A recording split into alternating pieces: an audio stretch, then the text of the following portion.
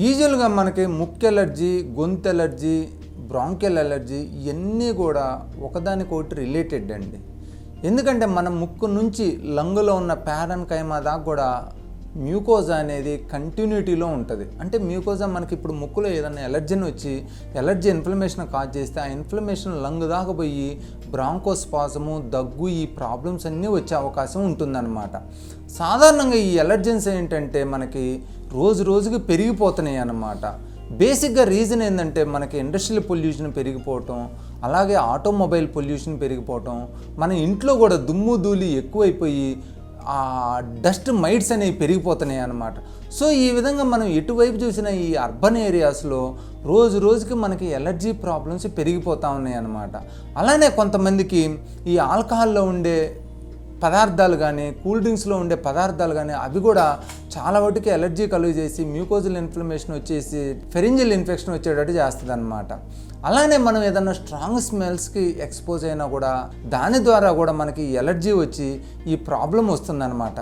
మెయిన్గా ఎలర్జీ వచ్చినప్పుడు మనకు ఉండే ప్రాబ్లం ఏంటంటే గట్టిగా తుమ్ములు రావటం, ముక్కు మూసుకుపోవటం, ముక్కులమ్మిటి కారటం, కంట్లోనూ గొంతులోనూ ఇచ్చింగ్ రావటం, కొంచెం ఎలర్జీ ఎక్కువైనట్లయితే దగ్గు సివియర్గా రావటం, అలానే చెస్ట్లో టైట్నెస్ రావటం, బ్రాంకోస్పాజం రావటం, వీజింగ్ రావటం, ఇవన్నీ అవుతాయి అన్నమాట. అలానే మనం బయటకు ఏదైనా వెళ్ళినట్లయితే, ఎస్పెషల్లీ రోడ్డు మీదకి వెళ్ళినట్లయితే ఇవాళ ఈ వెహికల్స్ నుంచి కార్బన్ పార్టికల్స్ చాలా ఎక్కువైపోతున్నాయి అన్నమాట.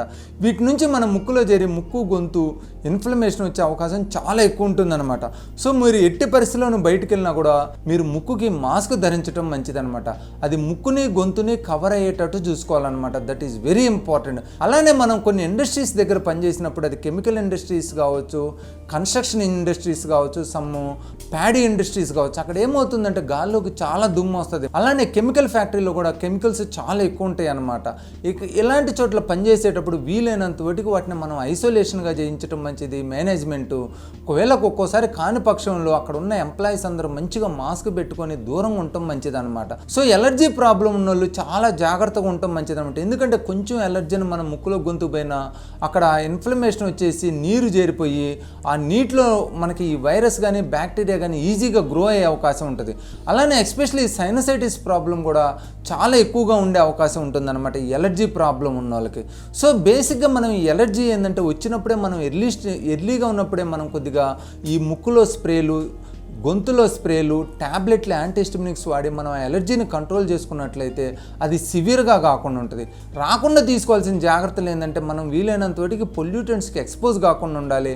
ఎప్పటికప్పుడు మాస్కులు పెట్టుకోవాలి.